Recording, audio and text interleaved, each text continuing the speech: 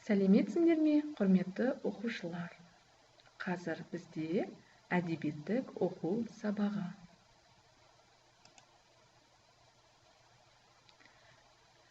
Оқу мақсаты өз ойы мен сезімін тірек сөздерді пайдалана отырып жеткізу. Мұғалім көмегімен шығармадағы көркемдегіш құралдарды табу. Мұғалім көмегімен үлгі бойынша шағын ертегілер, жұмбақтар жазу немесе дайын ұйқастарды қатыстырып, шумақтар мен санамақтар құрастыру. Сабақ мақсаты өз ойы мен сезімін тірек сөздерді пайдалана отырып айтады. Шығармадағы көркемдегіш құралдарды тауып қолданады. Мұғалім көмегімен шағын ертегілер, жұмбақтар құрастырып жазады.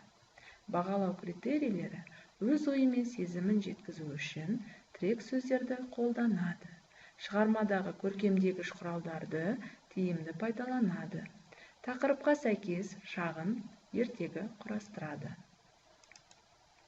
Олай болса, балалар, қазір сендермен миға шабу әдісі. Балалар, суреттен не көріп отырмыз? Осындай түрлі түстерді басқа қайдан көреміз? Қане балалар, ойланайықшы.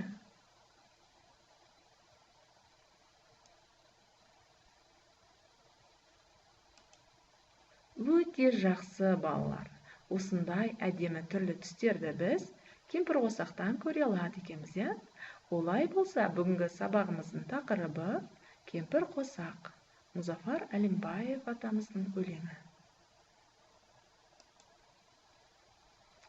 Мұзафар Әлімбаев 1923 жылы 29 қазанда Павлодар облысы Шарбақты ауданы Маралды атырабында дүниеге келіп, 2007 жылы дүниеден озды.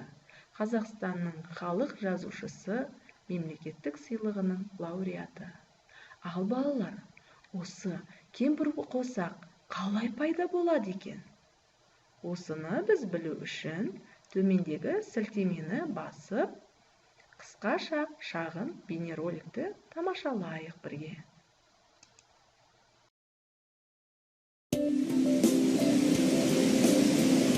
Әр адам жастайынан кемпір-қосақ түстерін біледі. Бірақ бұл әдемі құбылыс қалай түзіледі? Кемпір-қосақ пайда болу үшін екі шарт орындалуы қажет.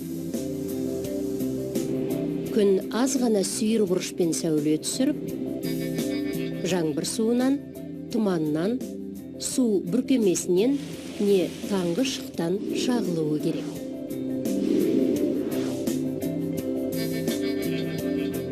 Жарық ауаға қарағанда су арқылы баяу өтеді. Сондықтан жарық толқындары ауадан суға өту кезінде жылдамдығын өзгертіп, нәтижесінде сынады. Бұл құбылыс рефракция деген атпен белгілі.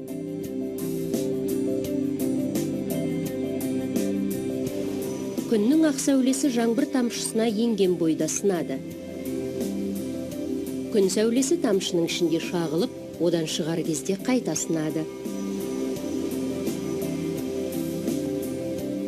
Осы процесс барысында ақ жарықты құрайтын спектр түстері түрлі түске бөлінеді. Бұл толқын ұзындығына байланысты. Әр түстің толқын ұзындықтары әртүрлі болғандықтан, кейбір түстер басқаларға қарағанда көбірек сынады. Спектрдің әртүрлі түстерін жасау үшін күн сәулесі су тамшысынан 40 пен 42 градус аралығындағы бұрышпен сынып шығуы қажет.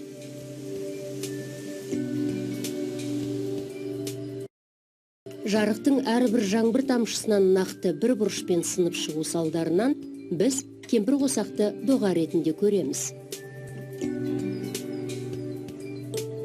Кемпір-қосаққа жету мүмкін емес, өйткені оған жақындаған сайын бұл елестер басқа тамшылар жиынынан өтіп алыстай береді. Яғни ешкім ешқашанда бұл ғажапқа қол жеткізе алмайды. Олай болса, балалар, тамашалап болсақ, тапсырмаларымызға кірісейік. Бірінші, кім жылдам әдісі?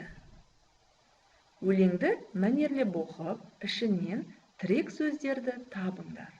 Өлеңнің мазмұнына байланысты сұрақтар құрастырыңдар. Кемпір қосақ. Осы өлеңді балалар оқиық.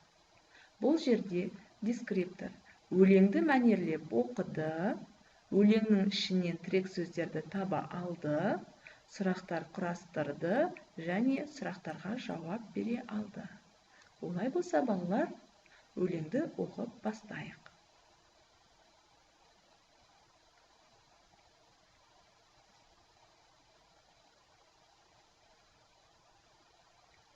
Ал енді балалар, өлеңді оқып, тірек сөздерді тауып, тапсырмаларды орындап болғаннан кейін, келесі біздің әдісіміз ұшқыр ой әдісі. Бұл жерде сендерге суреттер берілген. Осы суреттерге мұқият қара, тірек сөздерді пайдаланып шағын ертегі құрастыр. Құрастырған ертегіні сөйлемдердің құрылымын сақтай отырып, әдемілеп, қатесіз дәптерімізге жазамыз. Дескриптор сурет бойынша тірек сөздерді пайдаланды, тақырыпқа сәйкес шағын ертегі құрастырды, сөйлемдердің құрылымын сақтай отырып, сауатты жаза алды. Тапсырманы орындайық, балалар.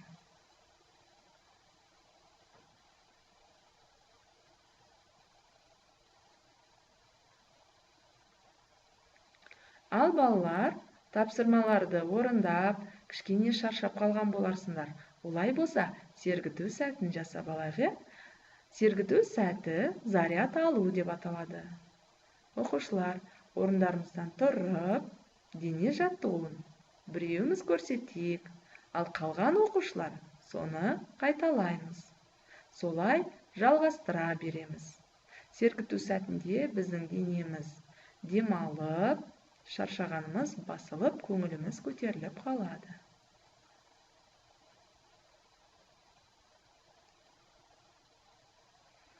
Келесі әдіс масақ деп аталады. Берілген кестенің оң жағына көркемдеуіш сөздерді, соған қарама-қарсы теңеу сөздерді жаз. Соңында тапқан теңеу сөздерді қатыстырып, жұмбақ құрастыр. Дескриптор көркемдегіш сөздерді жазды, көркемдегіш сөздерге теңеу сөздер жазды, теңеу сөздерді қолданып, жұмбақ құрастыра алды. Балалар, алдымызда көріп тұрмыз ғой, Міне, осы бағанның екі жағына, оң жағына көркемдеуіш сөздерді жазсақ, ал екінші қарама-қарсы теңеу сөздерді жазайық. Балалар, тапсырманы дәптерімізге әдемілеп орындаймыз. Тапқан теңеу сөздеріне әдемілеп жұмбақ құрастырсаңдар болады.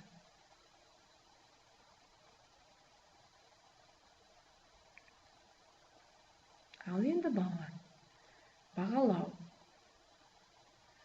Қара жәшік ішіндегі жұмыс. Мақсаты оқушының оқуға деген ынтасы мен өзін-өзі бағалауына ықпал етеді.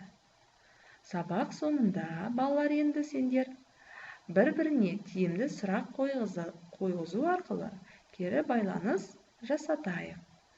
Оқуға белсенді қатыстыруға, өзін-өзі бағалауға қатыстыруға болады екен.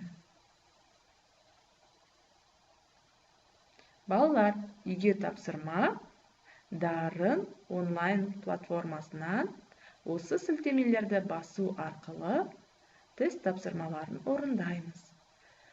Тест тапсырмасын орындап болғаннан кейін маған жіберуді ұмытпайық. Жарай ма? Келесі кері байланыс. Балалар, осы сабақтан сендер не білдіңдер? Және ең әсерлі сәт қай тапсырманы орындағанда болмаса, сабақтың қай бөлігінде болды? Өте жақсы, балалар. Бүгінгі сабаққа қатысқандарыңа рахмет. Сау болыңдар.